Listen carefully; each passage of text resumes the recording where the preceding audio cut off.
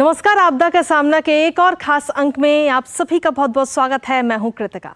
आपदा का सामना के इस खास अंक में आज हम बात करेंगे लैंडस्लाइड की, यानी कि भूस्खलन की। दरअसल भूस्खलन यूं तो एक वैज्ञानिक घटना है जिसमें भारी बारिश, बाढ़ या फिर भूकंप के कारण चट्टानें खिसकती हैं और नीचे की तरफ गिरती हैं।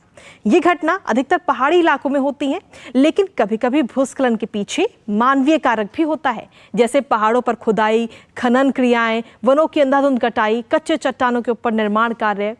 आपको याद होगा कि जून 2014 में उत्तराखंड के अंदर भारी बारिश और बादल फटने की वजह से, ग्लेशियर की बर्फ पिघलने की वजह से लैंडस्लाइड जैसी प्राकृतिक आपदा आई थी, जिसमें सैकड़ों लोगों की मौत भी हो गई थी। इसके अलावा हाल ही में उत्तराखंड के ही कई जिलों को इस वक्त भूस्खलन और भूदसाव संवेदी क्षेत्र भी घोषित कर दिया गया है। ऐसे में ये जानना बहुत जरूरी है कि भूस्खलन जैसी प्राकृतिक आपदा से आखिर हम कैसे निपटें और किन बातों का हम खास ध्यान रखें। आज इसी पर करेंगे चर्चा, और चर्चा करने के लिए हमारे साथ स्टूडियो में कई मेहमान इस वक्त जुड़े हुए हैं। सीधा उन्हीं से सबसे पहले आपको रूबरू करवाते हैं। हमारे साथ में स्टूडियो में इस वक्त कुणाल सत्यार्थी जी इस वक्त मौजूद हैं, NDA-MA के संयुक्त सचिव हैं। कुणाल जी, बहुत बहुत स्वागत है आपका। साथ ही Swiss agency for development and corporation से डिप्टी हेड दिव्या कश्यप जी हमारे साथ इस वक्त स्टूडियो में मौजूद हैं। दिव्या जी, आपका भी बहुत बहुत स्वागत है खास अंक में। साथ ही national institute of disaster management के प्रोफेसर संतोष कुमार जी इस वक्त हमारे साथ स्टूडियो में मौजूद हैं। प्रोफेसर साहब, आपका भी बहुत बहुत स्वागत है। और इनके अलावा हमारे साथ में कुछ स्कूल के छात्र भी इस वक्त मौजूद हैं जो कि MM पब्लिक स्कूल से आए हैं। उन सभी बच्चों का भी बहुत बहुत स्वागत है आज के हमारे इस खास अंक में, जो अपने सवाल भूस्खलन से जुड़े हुए हमारे मेहमानों से पूछेंगे। तो चलिए हमारे इस खास अंक की आज शुरुआत करते हैं और जानते हैं भूस्खलन के बारे में, और अगर कहीं पर इस तरीके की आपदा आती है तो हमें किन चीज़ों का ध्यान रखना चाहिए उसके बारे में चर्चा करते हैं। तो शुरुआत कुणाल सर मैं आप ही से करना चाहूँगी। जिस तरीके से भूस्खलन की बात की जाए तो हमारे देश में ऐसे कौन कौन सी जगह है, कौन कौन से राज्य, कौन कौन से क्षेत्र हैं जहाँ पर भूस्खलन जैसी प्राकृतिक आपदा कभी भी आ सकती है और हमें उसके लिए हमेशा सचेत रहना चाहिए? बहुत बहुत धन्यवाद आपका। जो हमारे देश में 4 जोन बोलते हैं जो भूस्खलन के लिए बहुत ज़्यादा, लैंडस्लाइड के लिए बहुत ज़्यादा प्रोन है जी। सबसे बड़ा एक इलाका है नॉर्थ ईस्ट का, खास करके जो राज्य हैं नागालैंड, मिज़ोरम, त्रिपुरा, अरुणाचल प्रदेश, सिक्किम तक का इलाका, तो असम। एक तो इलाका हो गया नॉर्थ ईस्ट का इलाका जो ईस्टर्न हिमालयाज़ का इलाका है। दूसरा इलाका नॉर्थ की तरफ है, यानी जम्मू कश्मीर, हिमाचल प्रदेश और उत्तराखंड। इनको वेस्टर्न हिमालयाज़ का क्षेत्र बोलते हैं। यहाँ भी भूस्खलन बहुत होता है। पहाड़ी राज्य है, हिमालय नई पर्वत श्रृंखला है, उसमें डेवलपमेंट के काम हो रहे हैं, तो उसमें भूस्खलन होता है। तीसरा जो इलाका हमारे देश में है वो वेस्टर्न घाट्स का है जी, जैसे कि गोवा, महाराष्ट्र, केरला, जहाँ बारिश बहुत होती है, पहाड़ी इलाका है।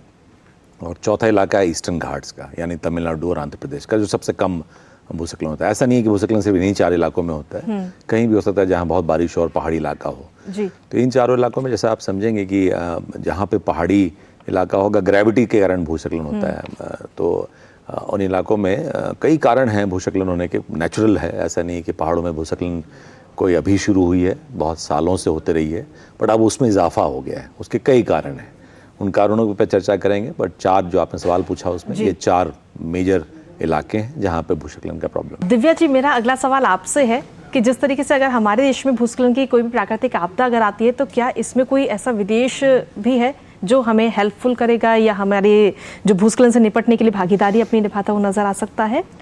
आपका बहुत बहुत धन्यवाद कृतिका जी। मैं ये कहना चाहूँगी, ऐसी कई देश हैं, कई संस्थान हैं जो भारत की सरकार के साथ बहुत क्लोजली काम करते रहे हैं भूस्खलन के टॉपिक पर, जो लैंडस्लाइड्स का टॉपिक है। मैं आपको स्विट्ज़रलैंड के बारे में कुछ बता सकती हूँ। 2003 के वर्ष में पहली बारी भारत सरकार और स्विट्ज़रलैंड की सरकार में एक समझौता पर हस्ताक्षर हुए थे जी, जिसके अंतर्गत स्विट्ज़रलैंड के जो विशेषज्ञ हैं वे भारत में NDRF फोर्सेस के प्रशिक्षण पे काम किया। एक ऑलमोस्ट 10 साल उस पे काम किया 2007 से। उसके बाद हम लोगों ने NDA-MA और भारतीय विशेषज्ञों के साथ काम किया, जो ये GLOF, glacier lake outburst flood, एक ऐसा टॉपिक है जिसमें हम काफ़ी नज़दीकी से दोनों देशों के विशेषज्ञ काम कर रहे हैं। प्रोफेसर साहब, अगला सवाल मेरा आपसे है जी। जिस तरीके से अगर कहीं पर भूस्खलन आता है तो ऐसे में जो वहाँ लोग रह रहे हैं उनको दोबारा से बसाने के लिए क्या कुछ पूरी प्रक्रिया होती है और किन चीज़ों का हमें ध्यान रखना होता है? क्योंकि वो लोग तो अपना घर, कई बार ऐसा भी होता है कि खो चुके होते हैं, तो उनको कैसे पुनर्स्थान कराया जाता है? ये बहुत महत्वपूर्ण प्रश्न आपने किया है, क्योंकि एक परिस्थिति बनती है जब भूस्खलन होता है जी, और भूस्खलन के पश्चात उनके पूरा पुनर्निर्माण का कार्य शुरू होता है और उनको पुनर्बसावट की बात होती है।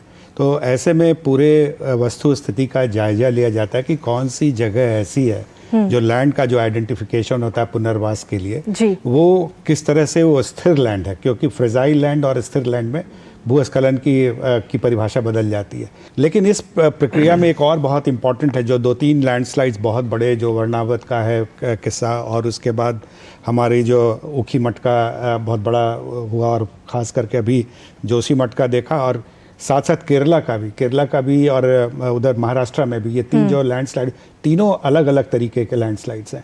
उसमें पहाड़ों पे पुनर्वासन है, और उसमें केरला में देखा कि पैच खुलता है ऊपर से पहाड़ों का और नीचे बसावट होती है। तो पैच को कैसे फिलअप करेंगे और कैसे नीचे वाले लोगों को बसावट पे ले जाएंगे।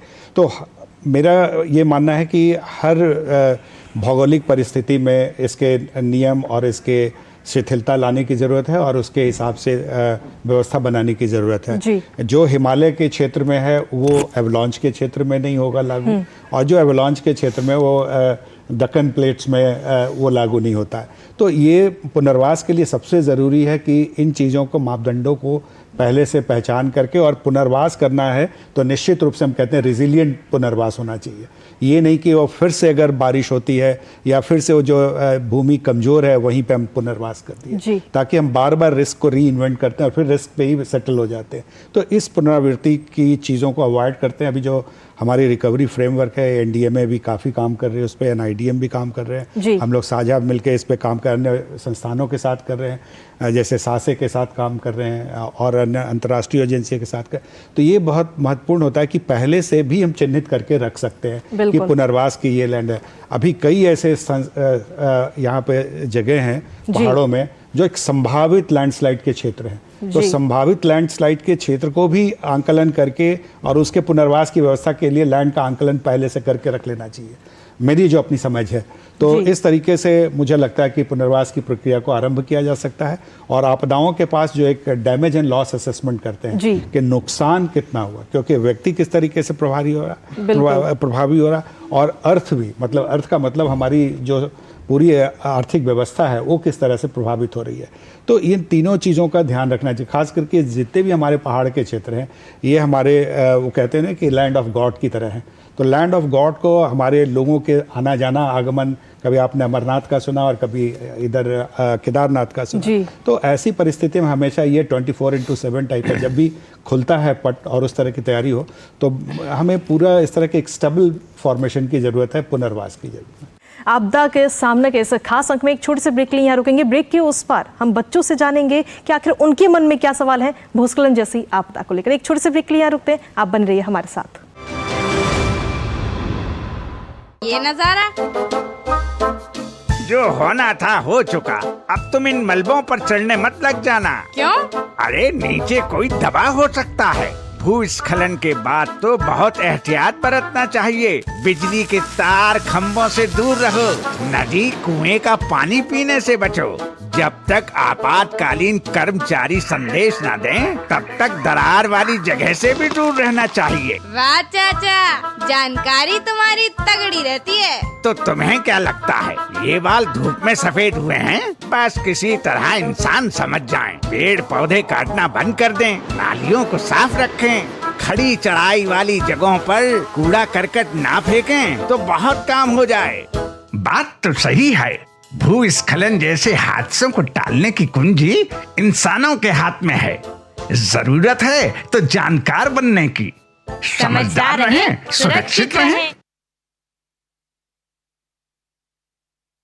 मौसम के मुताबिक खान पान बदलना हमारी परंपरा है। हल्का और पौष्टिक भोजन गर्मी के दिनों में सेहत अच्छी रखता है। अधिक पानी की मात्रा वाले मौसमी फल और सब्जियां शरीर को ठंडा रखते हैं। प्याज का सलाद और नमक जीरे वाला कच्चा आम जैसे पारंपरिक उपचार ताप घात को रोकते हैं। ताकत देने वाले प्राकृतिक तरल जैसे ORS, नारियल पानी, नींबू पानी, छाछ, आम पन्ना, मूंग का पानी पिएं। शराब, चाय, कॉफी और सॉफ्ट ड्रिंक टालें। अत्यधिक नमक मसाले, तला हुआ और उच्च प्रोटीन वाला भोजन टालें। बासी खाना न खाएं। मांसाहारी लोग तले या लाल मांस की जगह भुना हुआ मांस खाएं। अच्छा खाएं, स्वस्थ रहें, सुरक्षित रहें। राष्ट्रीय आपदा प्रबंधन प्राधिकरण, भारत सरकार द्वारा जनहित में जारी। और ब्रेक के बाद एक बार फिर से स्वागत है आप सभी का। अब सीधा रुख करते हैं बच्चों का। जो बच्चे इस वक्त हमारे साथ स्टूडियो में मौजूद हैं, MM पब्लिक स्कूल से ये सभी बच्चे आए हैं। बच्चों, स्वागत है आप सभी का हमारे इस खास अंक में। बच्चों, आप में से कोई सवाल करना चाहता है भूस्खलन से जुड़ा हुआ? क्योंकि बच्चों के मन में बहुत सारे सवाल होते हैं। ऐसी आपदा अगर आ जाती है तो कैसे उससे निपटा जाए, तो आप में से कौन सवाल करना चाहेगा? मेरा नाम यशवंत सिंह है। मेरा प्रश्न ये है कि अगर हम लैंडस्लाइड जैसी परिस्थिति में फंस जाए तो हमें क्या करना चाहिए? जैसे आपने देखा 2-3 विभीषिका ऐसी हुई है जहाँ पे लोग फंसे हैं, क्योंकि जैसे अभी कुणाल जी ने बताया कि लैंडस्लाइड फ्रेजिलिटी के साथ जुड़ा हुआ है। जैसे एक ज़मीन है और उसके साथ अगर वो फ्रेजाइल हो गया या हल्कापन आ गया उसमें, तो ज़मीन खिसकती है।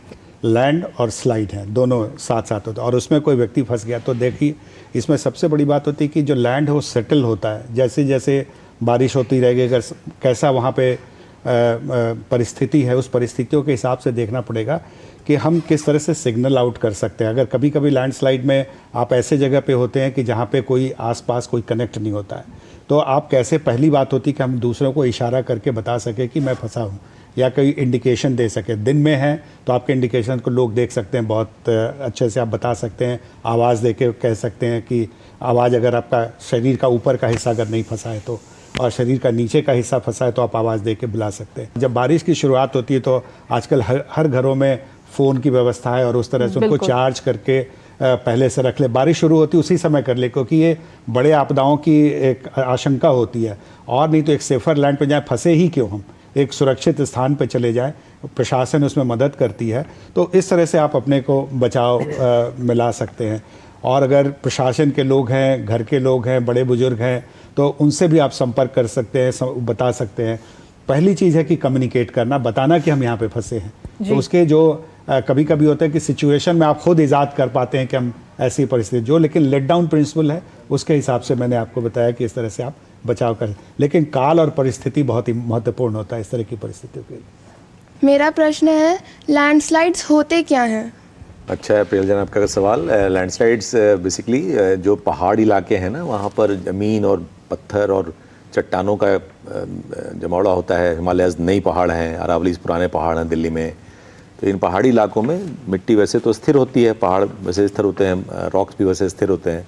बट जब कभी अर्थक्वेक आए या कोई डेवलपमेंट की एक्टिविटी करें या बारिश बहुत हो जाए, तो ये मिट्टी और बोल्डर्स और रॉक्स और पहाड़ी इलाके में ये सब नीचे आते हैं। मैंने पहले बताया था कि ये सारा मामला ग्रेविटी का है, जो चीज़ ऊपर है उसको नीचे आना पड़ता है। अगर वो स्टेबल रहेगा पहाड़ी इलाके तो ठीक रहेंगे। जब ये 4-5 कारण होते हैं तो इनके कारण वो मिट्टी नीचे आती है, उसी को लैंडस्लाइड बोलते हैं। शुक्रिया कुणाल सर। और कोई सवाल आप में से?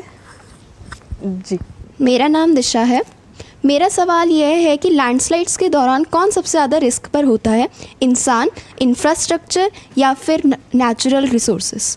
आपने जो सवाल किए कि सबसे ज़्यादा नुकसान का, जो लैंडस्लाइड का प्रभाव किस पे पड़ता है, हम लोगों ने एक चिन्हित किया है, सभी लोगों ने जो इस क्षेत्र में कार्य करते हैं, कि फ्रेजिलिटी किसकी है घर में सबसे ज़्यादा।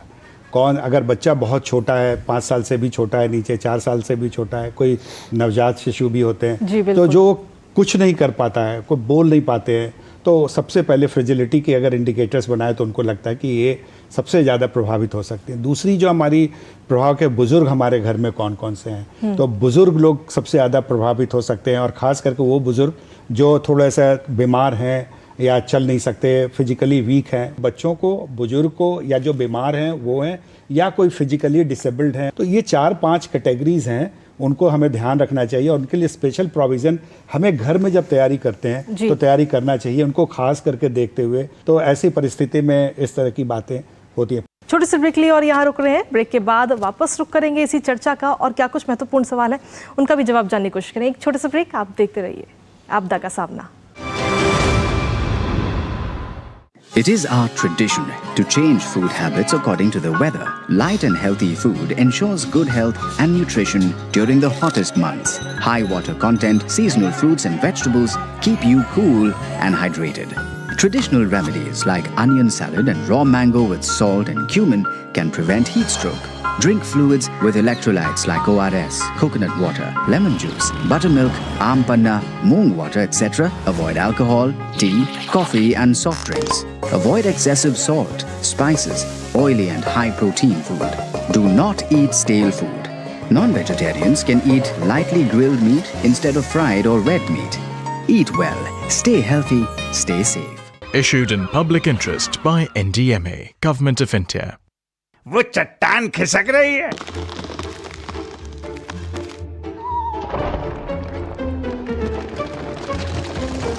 बेटा यहाँ से भी जल्दी खिसक लो और ध्यान रखना, मुझसे अलग होकर दूर मत जाना, क्योंकि भूस्खलन के दौरान एक साथ रहना चाहिए और घबराना बिल्कुल नहीं। आवाज सुन रहे हो चाचा? ऐसे में कौन नहीं घबराएगा?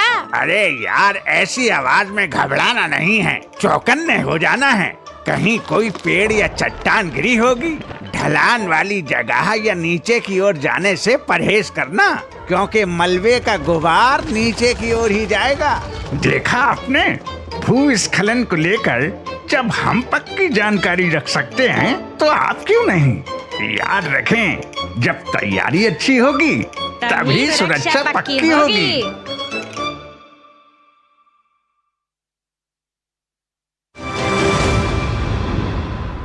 और ब्रेक के बाद एक बार फिर से स्वागत है आप सभी का हमारे खास अंक में, और सीधा रुक करते हैं मेहमानों का। कुणाल सर, जिस तरीके से देखा जाए तो ये चुनौतियां अब बहुत ज़्यादा बढ़ती हुई नजर आ रही हैं। बारिश का भी मौसम इस वक्त चल रहा है, तो इनसे निपटने के लिए हमें किन चीज़ों का ध्यान रखना चाहिए, उसके लिए क्या कदम उठाए जाने चाहिए?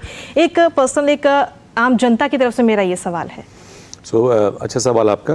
जैसे संतोष जी बता रहे थे, इसी कड़ी में आगे बात करते हुए, जो पहाड़ी इलाके हैं जहाँ बारिश होती है, जुलाई अगस्त का महीना आएगा, मानसून पहुँचेगी वहाँ तक, और फिर बारिश बहुत होगी, फिर ऐसी घटनाएं होंगी और इसके बारे में बात होगी। तो सबसे बड़ा जो बाकी आपदाओं से फ़र्क है लैंडस्लाइड में, जैसे साइक्लोन में हमें पता है 4 दिन से या 5 दिन से, तो एक तो है कि लैंडस्लाइड में बड़ा पक्का वल्नरेबिलिटी असेसमेंट अभी पहाड़ों में नहीं हुआ है, तो हमें नहीं पता है। इसरो ने और NRSC हैदराबाद ने वल्नरेबिलिटी असेसमेंट किया हुआ है पहाड़ों का, बट बहुत माइक्रो लेवल पे पता नहीं है कि कहाँ पे लैंडस्लाइड होता है। दूसरा, अगर आपको पता भी हो कि इस पूरे इलाके में लैंडस्लाइड होने का खतरा है, तो अर्ली वार्निंग बहुत रूडिमेंट्री है। अभी साइक्लोन्स में अर्ली वार्निंग बहुत अच्छी हो गई है, तो बताना मुश्किल है कि आपका कब लैंडस्लाइड होगा और कहाँ पे लैंडस्लाइड जी। तो ये जो अनिश्चित टाइप की दुनिया है लैंडस्लाइड की, इसमें आप अगर उस गांव में रहते हैं, और पहाड़ों में तीसरा कारण है कि जो गांव हैं और जो आबादी है ये बड़ा बिखरा हुआ है जी। बिल्कुल, अंदर वैलीज होते हैं, उसमें गांव हैं, पंचायतें हैं, और वहाँ पे लैंडस्लाइड हो जाता है, शाम तक मालूम चलता है, दिन तक मालूम चलता है, बचाव कार्य शुरू होता है। तो सबसे ज़रूरी जो आपके सवाल से उठता है कि सबसे ज़रूरी है कि लोकल लोग सक्षम हो इसके बारे में जी। और हमारा एक बड़ा प्रोग्राम है, बच्चे यहाँ पर मौजूद हैं स्टूडियो में, एक प्रोग्राम है आपदा मित्रा स्कीम, जिसमें सारे बच्चों को और नागरिकों को ट्रेन किया जा रहा है to become disaster managers. Because आप वहाँ पे गोल्डन आवर बोलते हैं उसको डिजास्टर में, शुरू का 6 घंटे 24 घंटे बड़ा इंपॉर्टेंट होता है। जब तक NDRF आए या SDRF आए या डिस्ट्रिक्ट के अधिकारी आए, तब तक लोग अपनी जान खुद बचा सकें जी। तो वो बड़ी ज़रूरी है कि चाहे पंचायत हो, चाहे बच्चे हों, चाहे स्कूल के बच्चे हों, चाहे कॉलेज के बच्चे हों, चाहे युवक मंडल हो, चाहे महिला मंडल हो, वो सक्षम हो गांव की स्थिति में। बिकॉज लैंडस्लाइड खुलेगा, जब हटाया जाएगा मलबा, तब आपके पास राहत सामग्री पहुंचेगी। तब तक सक्षम होने की ज़रूरत बहुत ज़्यादा है पहाड़ों में जी। दिव्या मैम, मेरा अगला सवाल आपसे है कि अब हमारी टीम इतनी तैयार है कि अगर इस प्रकार कोई भी आपदा आती है तो हम कैसे कदम उठाए जाना चाहिए टेक्नोलॉजी के हिसाब से भी?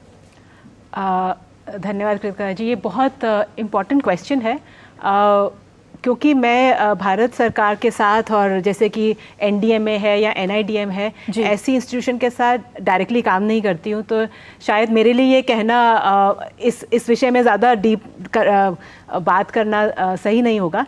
लेकिन मैं आपको बता सकती हूँ कि जो बाकी देश, बाहर के जो विकसित देश हैं, वो भी पहले तो जैसा कि सत्यार्थी जी ने भी कहा, ऐसी आपदाएं बहुत सामान्य हैं। भूस्खलन एक बहुत ही सामान्य प्रक्रिया है जो पूरी दुनिया भर के पर्वतीय क्षेत्रों में बहुत कॉमन है, बहुत ही सामान्य रूप से होती है। अब उसको हैंडल करने के लिए, उसको मैनेज करने के लिए कई देशों ने बहुत सारा कार्य किया है, जैसे स्विट्ज़रलैंड में भी 4 मेन स्टेप्स पे काम होता है, 4 एलिमेंट्स हैं।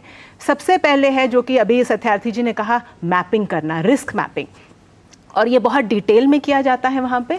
और जब आप वो रिस्क मैपिंग में ऐसे जोन्स आइडेंटिफाई, मतलब उनको पहचाना जाता है, चिन्हित किया जाता है जहाँ पर आप कोई भी निर्माण कार्य नहीं कर सकते हैं, और अगर पुराना कोई निर्मित वहाँ पे बिल्डिंग्स हैं या इंफ्रास्ट्रक्चर है, आप उसको स्ट्रेंथन कर सकते हैं, उसको बढ़ा नहीं सकते। तो ऐसे रूल्स हैं।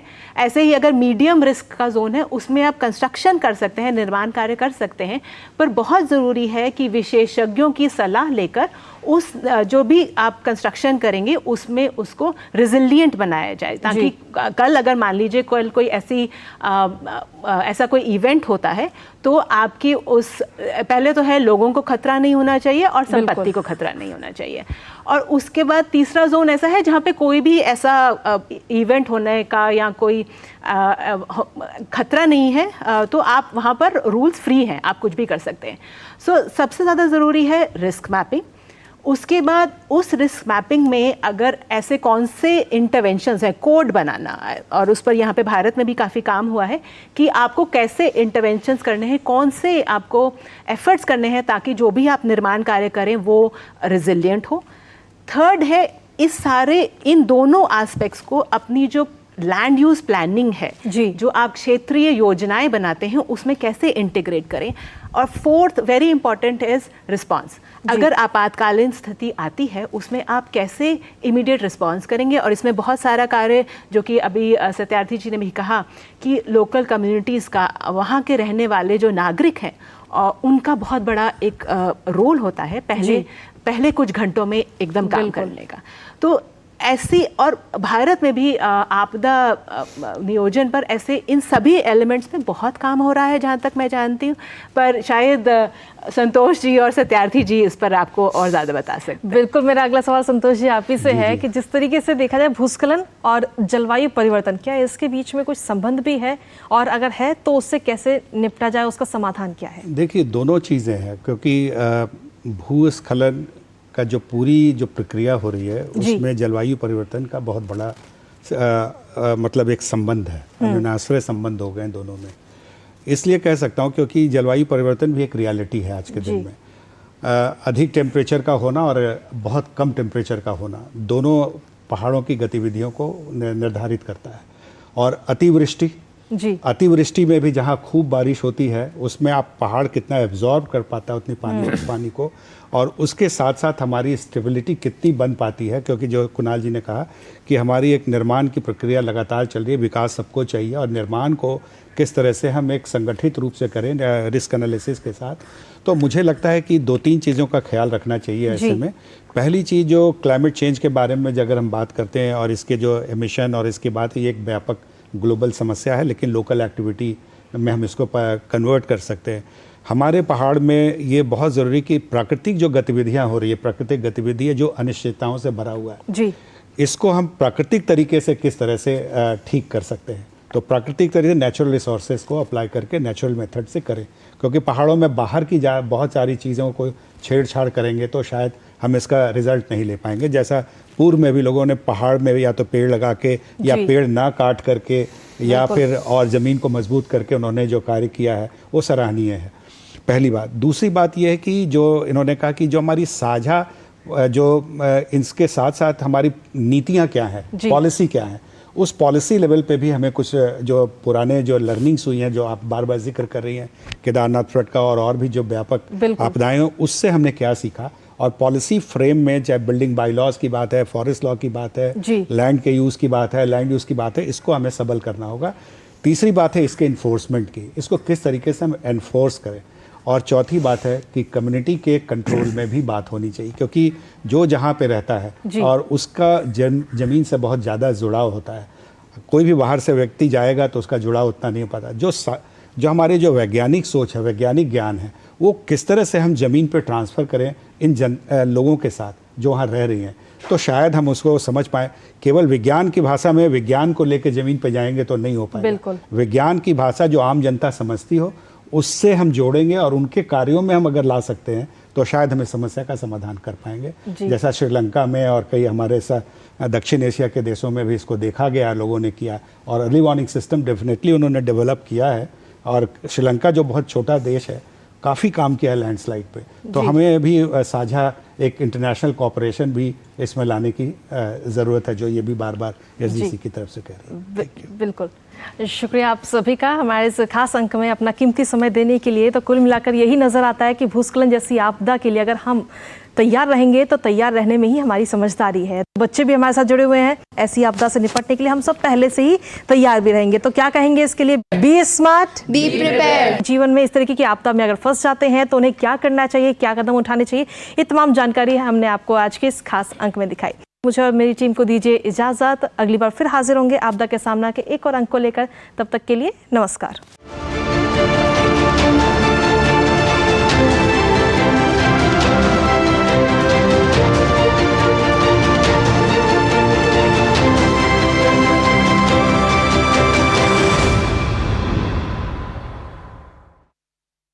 दिन भर की सुर्खियों से अलग खबरों की दुनिया और भी